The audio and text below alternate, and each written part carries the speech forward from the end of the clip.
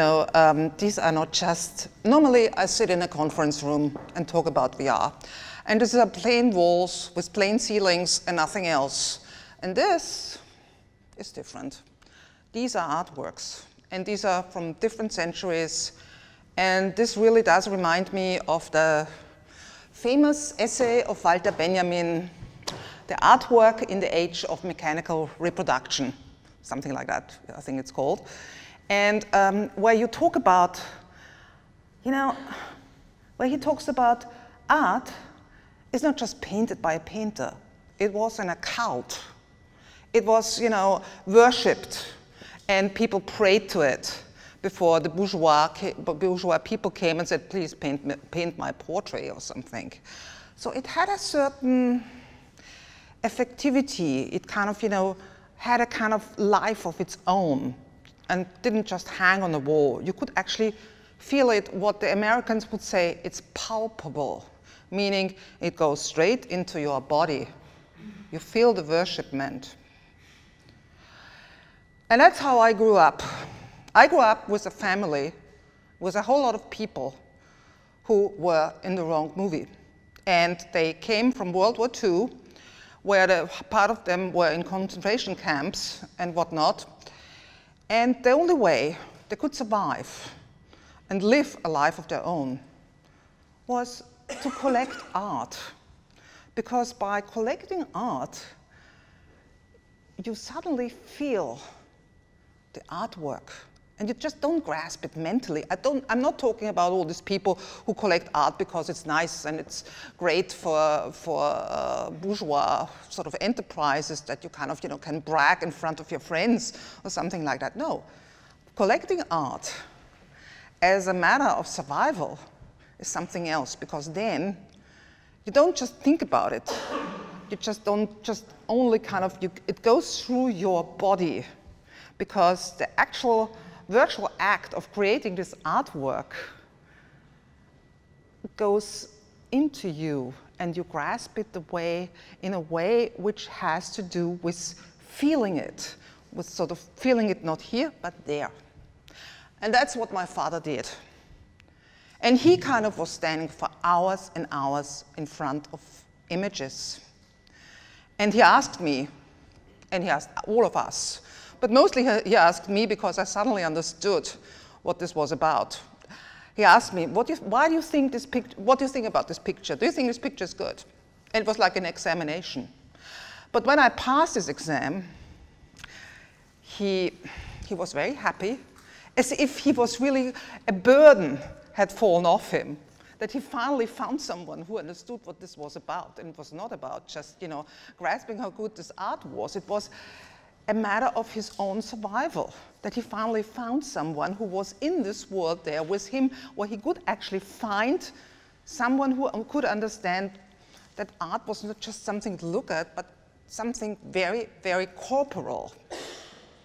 And I think that's why I got into virtual reality.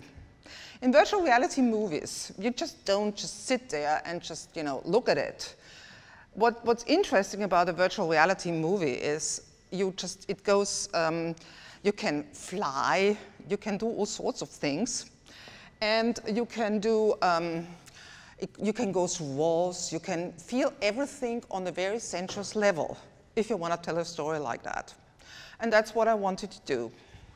So in 2014, I founded Amilux Film in Vienna, and I decided, and I made a movie, and let's see if this works. Yeah, it works. I made a movie called Carousel. Carousel was not really VR, but it was a sort of pre-version of it. In Carousel, what I did was, it has 10 characters, as you can see. It's the story based from Arthur Schnitzler's play, where you basically have these 10 characters, and one character is there, has something with character number 2 in the first scene. In the next scene, character 2 goes off and has something with character 3. In the next scene, character 3 goes off and has something with character 4, and so on, until person number 10 meets person number 1 and the actual ring closes. And what I did was, it's actually a sort of normal movie, but what I did, I basically shot it through the subjective view of the protagonists, through the the subjective view of the actors.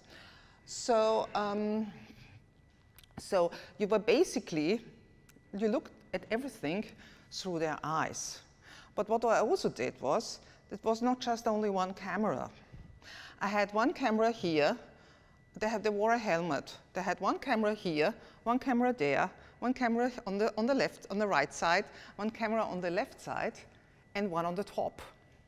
So what I wanted to do is I wanted to show also their surroundings, because I said to myself, I can, by doing that, show in what environment they are, and therefore characterize them immediately. Because the thing is, what you surround yourself with that's who you are, to make it very short. So we shot it like that. It was pretty crazy. We all had to leave the set, and because it was, of course, 360 degrees. And you know, whenever there was the word action, we had to run away, hide somewhere in the next room, and I could only see it through some kind of weird kind of television screen, because there was somewhere in between front and top, there was some camera which kind of, you know, transferred what actually the actors saw. And it was kind of weird. Of course, it was like flying blind. But it worked out. What? Ah, okay, yes. So it worked out, and we actually finished the movie. And then we said, okay, and then we did something really stupid. Then we said, okay, we have now done the movie, but how do we actually screen it? So then in the end of the day, we decided to build a room. This room was as big as this place, pretty much, and we're in now. It was 10 meters by 10 meters by 6 meters. And so what was filmed here was projected onto this wall. Everything which was filmed on the back went to that wall, and so on and so on. So we all sat in this room and were actually surrounded by the action. And this was fun. And this was amazing. And so, of course, we made all sorts of mistakes. As it says, we filmed, of course, every scene, because in each scene there were two main actors. So each scene we filmed twice and shot it, and therefore we could intercut it like in any normal television movie. It was great, it was fun, but of course we made a lot of mistakes, like we forgot to kind of film anything on the top. I mean, we really tried, but somehow it never really worked out that anyone was up there. So it still was good. And so, yeah, this is how, this is just, unfortunately, this still never really works well. So I don't really try to screen it. This is the film, but just as a blank 2D version. These are the 5 pictures. And I can make it, try and work it. Let's see. Because normally, it's just never really, yeah, if I wish.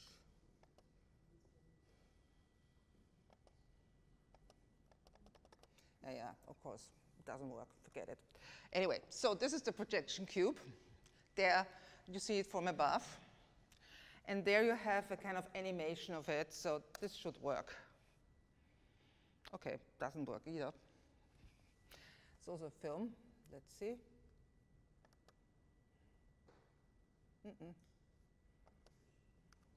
No. Okay, forget it.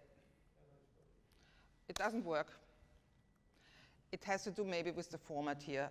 I don't know. Anyway, so you can imagine it. When you look at this, you know, the film before, this is the projection cube. So as I say, there was screen all around you and on the top.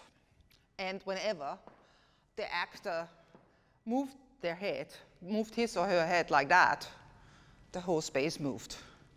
So you were in this complete surrounding. I don't know why this doesn't work here. It's okay. So we decided, after this rather successful first stint in this kind of 360-degree world, we decided we should make another movie. And all sorts of ideas came, and then in the end of the day, we realized technical development has gone that far that maybe try the next one. This should work. Technical development has gone that far, we should really make it into a VR. We should really make a virtual reality movie. By this, I had basically only giggled about VR because in 2014, I really had the feeling we are still in an aquarium. But by 2017, things had really changed. And there was an aspect which I really liked about VR, and that was the 3D effect, or what you call it more professionally, the stereoscopy. And that I really liked, and that I really went for. And so we decided to film Bella Vita in the new movie, Bella Vita, in a way that we have a virtual reality version, film it in 3D, film it stereoscopically, but we also have a version for this cinema cube. And what we did here. Shall we connect to your laptop? Ah, okay. Straight away. Ah, okay. It's here. It's okay. Doesn't matter. I can show the films maybe later. Okay. And here we changed. From the film before. In the film before, we basically were doing it had a 360 camera because the actors wanted a 360 camera, and here we decided, no, this is not a good idea. And why is it not a good idea? Because we had to leave the set and we couldn't have any lights. And also, and it was much better to film this in a 180-degree circle, half circle. So we didn't have to leave the set. We could light the set the way we wanted. And what we also had, we decided to have real people and not animation, and film it therefore in the green screen, which is a very complicated maneuver. But on the other hand, what it is, if you film people in front of the environment you want to have, it's, in the word of my post-production person, you are married to the background, and you will have a lot of stitching lines. In order to avoid that, we decided to do this in the green screen and put the backgrounds in afterwards. And therefore, it was also much easier for the stitching, for the stereoscopy, for all sorts of processes. We also decided with the camera, we built this, we didn't build the cameras, we just changed the setup. We made the setup in such a way that we had many cameras and not just one, because if one camera doesn't work, then you just, substitute it with another one. If you have a whole camera body with many cameras, then you can stop basically filming, then filming basically stops. What we really learned also is, and we didn't know it by then, but in the later sort of post-shoots we did, even after Venice, sometimes it's okay just to have 2 or 4 cameras. If you just want to film one person and you want to put this person into the movie or into the background you have anyway artificially created, you don't have to use the whole camera rig. So with this kind of, thing, as it says, adaptability, you're a lot more flexible.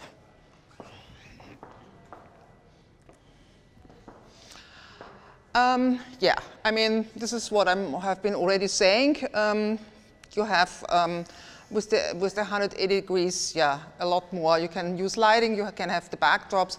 You can also kind of, rush off, immediately and look at the takes, which is a lot easier when you just film 180 degrees. And that's what our kind of station looked like, where we actually, saw the 9 different cameras. They're here. And there's one of the cameras is always the main camera. And so the filming was pretty easy. I hope this works now. No, it doesn't. Okay. Never mind. We just connect your cable here. Just 1 second. We should wait. Okay. If you don't mind. No, I don't mind. Yeah, and this brings me to an aspect of virtual reality VR film, which hasn't been really said. Of course, you can have you can have a different language. You can really do things differently than in any other kind of normal cinema movie. What you can do is, for example, I have a scene in which two people quarrel with each other, a man and a woman. And then the woman runs away. She runs downstairs. Normally, in any cinema movie, there would be a cut, because no one cares in any cinema movie if anyone runs downstairs or not. There would be, woman runs away, lovers quarreling, one of them runs away, cut, we see her in her home crying, or we see him with his next girlfriend, or in a bar, or whatever not. Here, in virtual reality, I decided to film her whole run downstairs, that she runs down all the four, all the 4 levels of the staircase. And the camera is sitting in the middle. And we are the camera. So we actually experience the kind of, movement downwards. And with this movement downwards, our physical feeling is her psychic situation. She is humiliated. She's going down, and we're going with her. Just through this kind of, and this is what virtual reality can do. This is one of the great advantages of it. You can, via corporal, sensuous movement, show the psychic situation of a character. Yeah. Disconnect there. Oh, okay. You need the password. Okay, we need the password. This is second.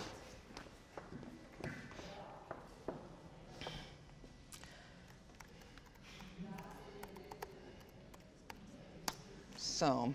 Oh, here we are. Here we are. No, okay, it's okay. It's working. Ah, okay. You see now the whole computer. Oh, mamma mia. Ja, well, where the fuck is this? Weil wieder Ausspielungen. Let's see. Okay, maybe.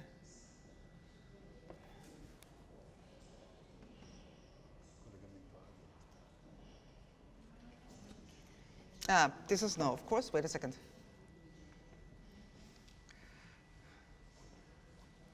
To move this up there. So. I'll go again. Come on. Ah, it's now here. It doesn't work. This is fucking unbelievable. Okay, we go just down. Maybe this works now. No. Here it is. I mean, it's just, we have to change, the whole. Mm-hmm.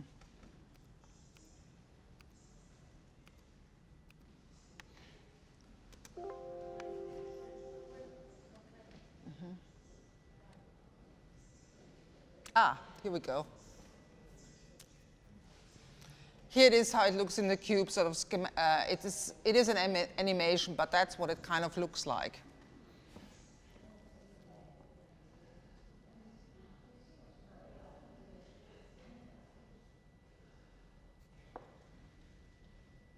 Okay.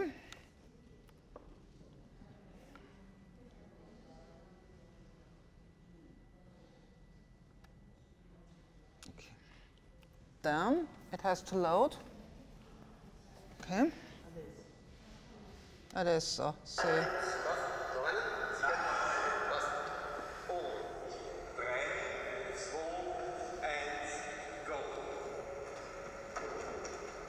Oh, it's just the sound, unfortunately. Oh, come on. Let's try it again.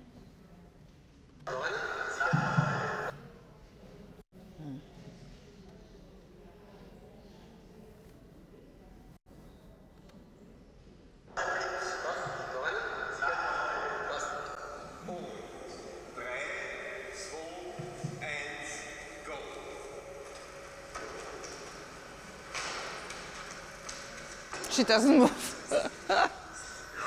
Doesn't. It's much sound and picture are not the same.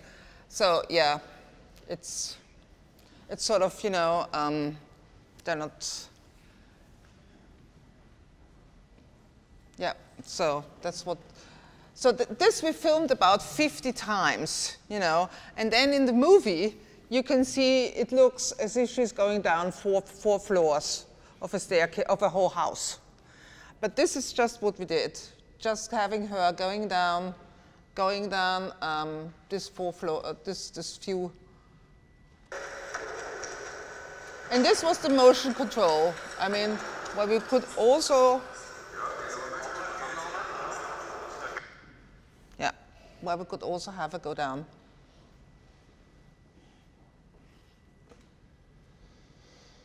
Yeah, so as I say, we used a lot of green screens, basically only that, and then what was really interesting for me was that the whole movie actually got together from a whole completely simple idea. We want to film people in a cellar. Because filming people in the darkness is very nice because it's not hurtful for the eyes and you can hide a lot of mistakes. And you also hide all sorts of, you know, stitching lines, everything like that. So that's how it started. And then, you know, gradually one idea after the next arrived. And in the end of the day, it became a story about dancing. It became a story about a relationship. It became a story about how do you actually know yourself if you don't know your dreams.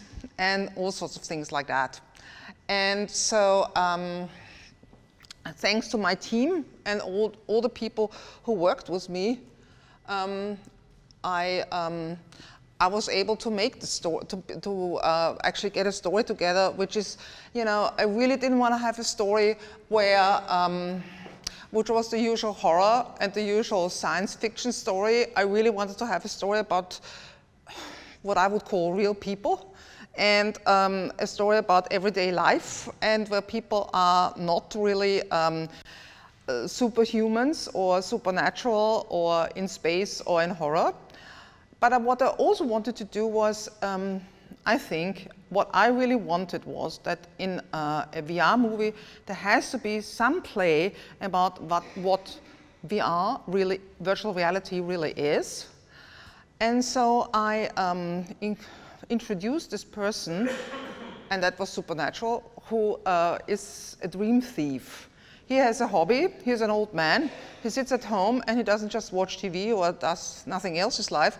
He actually steals the dreams of other people. And dreams and VR is something which for me goes together. And that's why I wanted to include that. What we also had, we showed this film then by La Vita at various festivals, but we also, I wonder if this works now? Yeah, it works. We also showed it then in our cinema cube, the one I described before. But I see, this is now about directing, this image. What I have to say about directing is that, like in any other movie, you really, even more, you really have to rehearse with the actors. Because the actors, even more than in a cinema movie, have to know where they are standing, where they are going, and they really have to hit their marks. If they don't do that, especially in a film where there's a lot of green screen, there might be suddenly furniture or all sorts of other objects in the picture which is not there on the actual set. And so they might, this might suddenly grow out of their bodies, and you don't want that.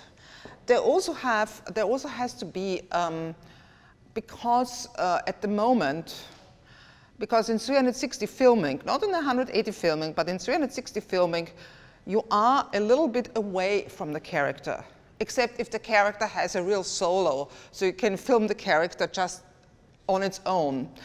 Then it doesn't matter, then you can get the character really close to you. But if the characters are playing a scene, they're not very, they're not that close to you, meaning not that close to the camera.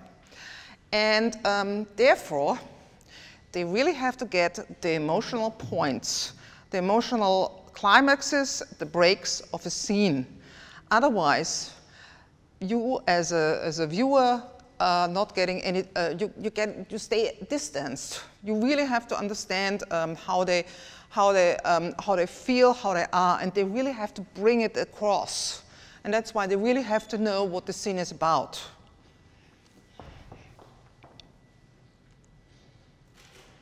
Mm-hmm. What am I? Can I just go to the next picture?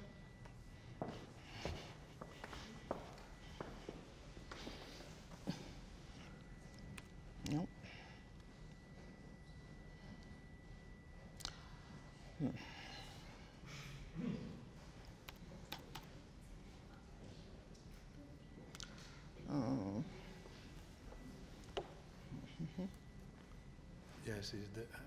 Yes, it's over there. Yeah, here we are. It's the green. Maybe it's working now. Yeah. So here you have it like it was, like we filmed it, and here you have it how it then later showed in the actual film. Here you have also one of the dancing scene, and as it was filmed.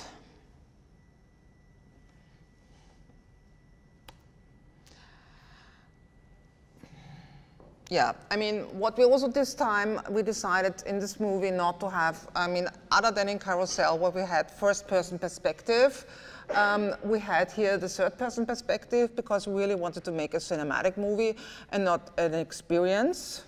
So, but what we had was one of the characters was actually always like the old man.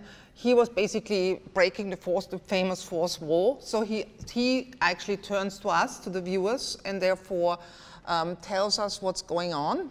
And so, and therefore it enables us also partly because of his comments to be able to kind of, follow the action even further.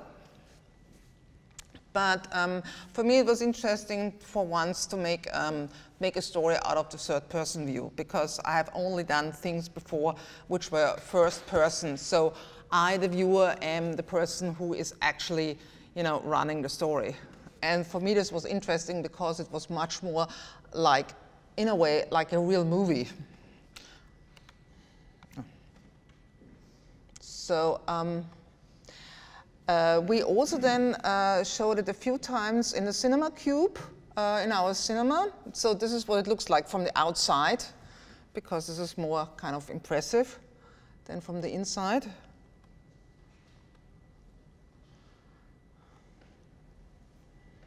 And from the inside, it can also look like that. There is always a kind of 90 centimeters, it's elevated 90 centimeters, otherwise people show their own shadow, sit in their own shadow.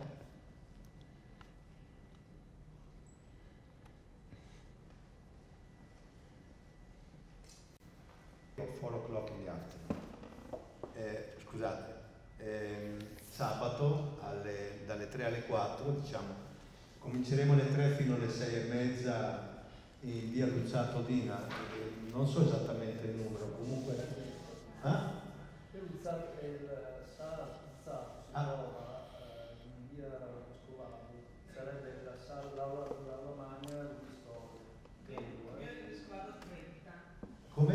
Via del Vescovado 30. Beh, comunque domani vi daremo.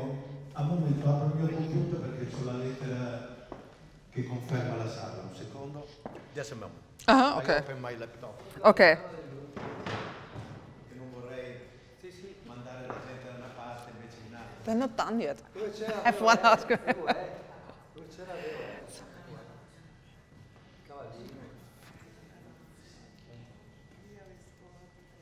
So meanwhile, they decide when the film is actually being shown. I would like to ask the audience, so who of you has ever made a movie?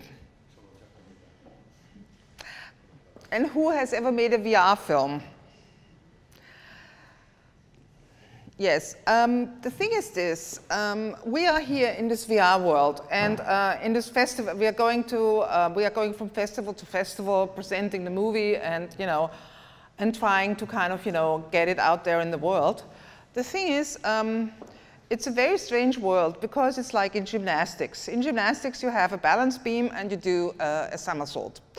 But now everybody's doing now a somersault on the balance beam, so they ask you to make a double somersault, probably with a couple of sideways turnings, so it's even better. And this is what is happening here. Everybody says to me, well, this is very nice what you did, and with all this live action CGI, meaning you filmed real people in front of a green screen, and then you kind of put in the backgrounds afterwards. But actually, we want to have now 6 degrees of freedom. 6 degrees of freedom means that you have an experience, meaning you can actually walk through this, or you can actually, like with this camera person here, I can actually look around him. So this is the famous 6 degrees of freedom. So everybody suddenly, now cinematic alone, what? This is passive? Oh my God, this is really boring.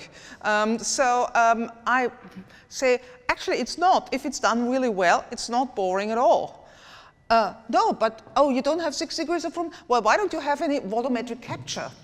Volumetric capture means that actually from everybody here, we take 200 images from all sides, and then basically you are in the film, and then we can walk around you. But it's sort of still like, still no good. Things are still not really great there, but everybody talks about it. Okay, if you don't have volumetric capture, what about artificial intelligence? So why does your film not have just one ending? Oh my God, this is really boring. It should have 3 endings, and we should decide in the middle which ending we want. So this is like being, on a permanent circus. Everybody says it has to get higher, the level, really, all that. I have to say I'm against this. Of course one wants to experiment. Of course there should be, as Martin Scorsese says, every film is an experiment. He's right. But I'm not sure if this world has to be that we all have to kind of make it even more and more and more and even more experiment, because storytelling and how you tell stories and narratives, I think, are still the most important thing.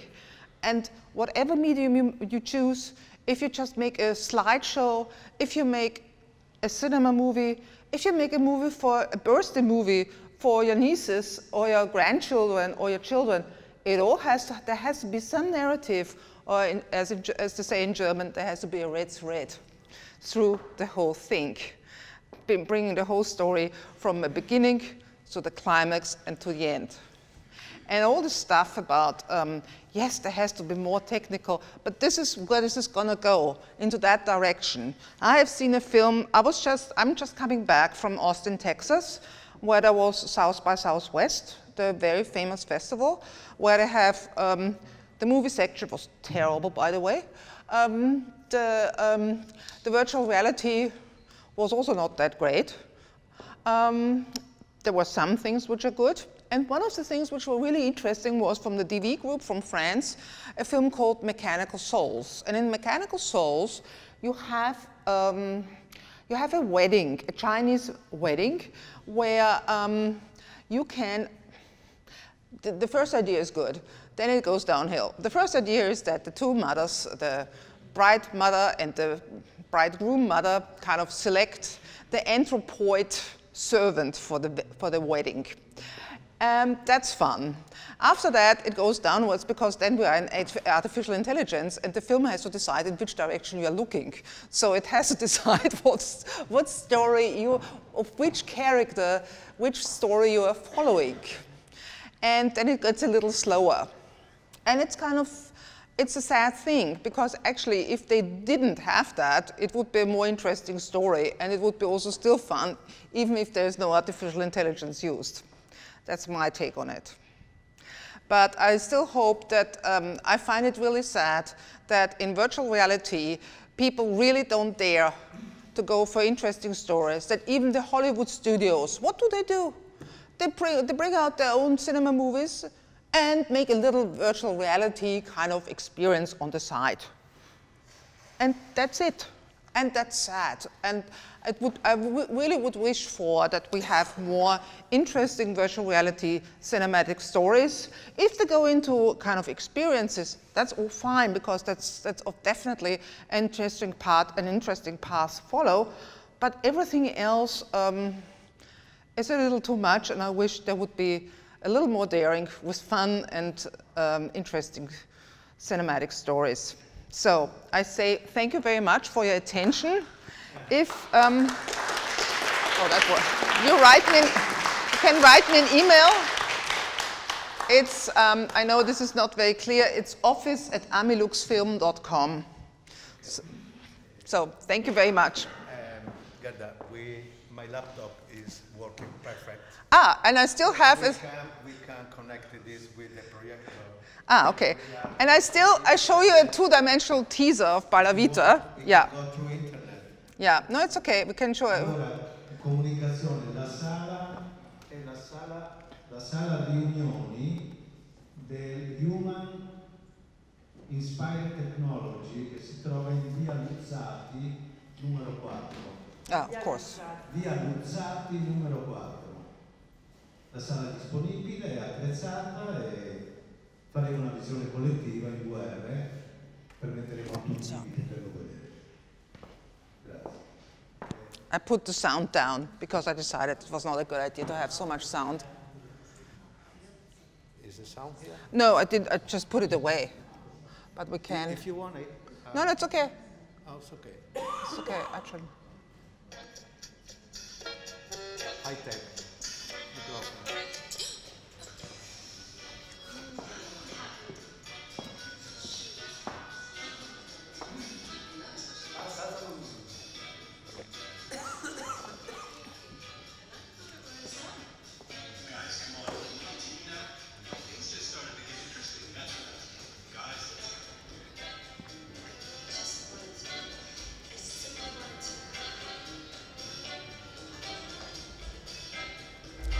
This is just a two-dimensional trailer.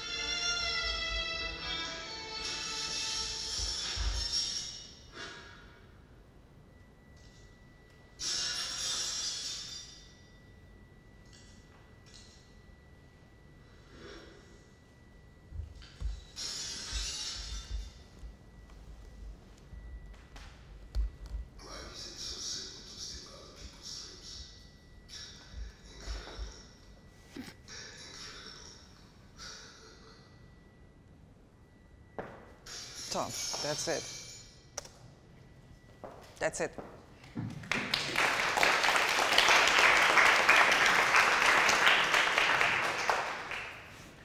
So, open question, Q&A. Yeah, I think it's rather difficult. Yeah, this is... I think it's rather difficult to have questions here at this moment, because I think you all should see the film.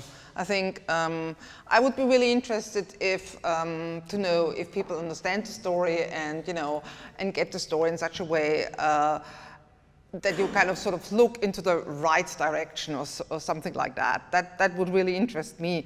Unfortunately, we can't have this discussion now because no one has seen the film really. So, but this would really be of interest to me. I have a question about the choice of the cube. So that reminded me of the cave, which is this immersive environment with projections. And it was fascinating to see that the scale was so different. So why did you choose to represent the film at such a large scale instead of making it more closer to the human size? Because it's ridiculous. We tried this. The first time we ever tried this, it was 4 meters by 4 meters, and this is about as big as these paintings here, and it was absurd. We were standing there and giggling, and also we were throwing enormous shadows onto the screen. So it didn't really. It was weird because I mean 4 meters by 4 meters, you think this is amazing and a lot, but actually when you stand in such a space, you feel suddenly this is all very small. And we had it at first at 8 meters by 8 meters, and that was okay. But in the end, 10 meters felt really good.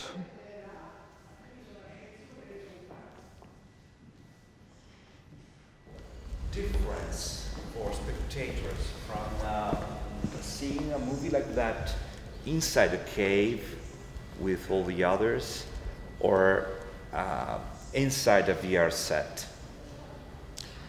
Yeah, that's why I like doing that. I like doing these two worlds because one is inside the headset. It's an extremely intimate world where you feel you're basically soul searching and get the feeling this is your own memory or this is a story from your past, but it's something very intimate. And when you are in this big space, you really feel, wow, this is like flying through the world. This is really a completely different experience. And the interesting thing is when you are in this big space, the funny thing is that it only works when the space is really filled out with people. If there are only 2 or 3 people sitting there, it's a very, very eerie and unpleasant feeling to be sitting there. If 70 people sit there, and it can house about 70 people, then it's great because because of the projections, it's not completely pitch dark. People kind of see each other, and it's a little less than here right now. And people really the atmosphere is kind of contagious. It's like a disease. Yeah, it's kind of, when one person giggles, everybody else starts giggling. When one person's sad, everybody else is getting sad. It's very interesting what happens then. It's much more like in the normal cinema. I guess it's because people see each other.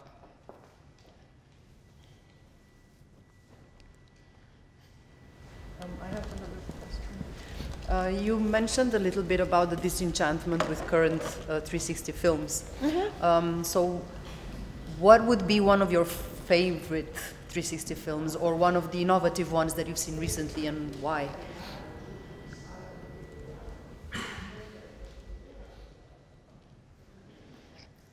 I don't know, I haven't really seen a 360 film which I really liked. I mean, I saw one thing which was good, but that was an installation. And that was sort of, a different thing. It was basically the horrifically horrible virtual reality show, which is it's a very funny piece, but it goes in various stages. It's where you basically are, you are led into a place where someone comes, a real person, comes across you and says, "I'm a film director, help me, help me. The film isn't ready yet. You have to help me finish shooting."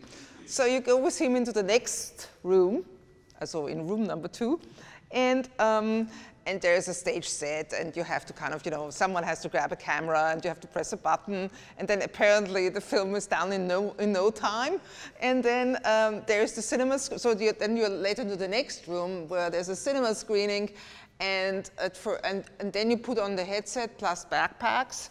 And then you are first in a cinema, and then you're suddenly in the film, and you're part of the film, and you walk around, and then you're finally behind the scenes, behind the film, and then it's over. And that was really, this progression was really great. I must say, I have seen so many things that I really can't say anything. I mean, in a way, I did like Mechanical Souls.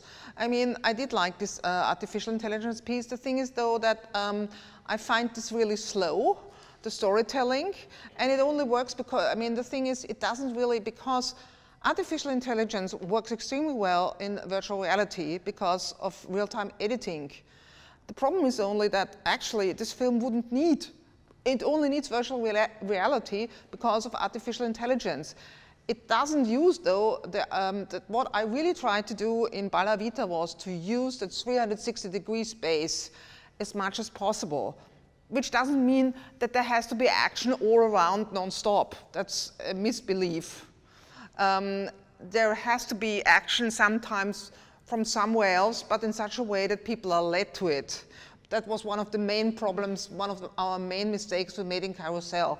You know, in Carousel, suddenly someone would appear from behind and say something, and then would be gone again. In the moment when you kind of turn around and this person is already off, and then the action takes place again in the front, then we realized it doesn't work like that.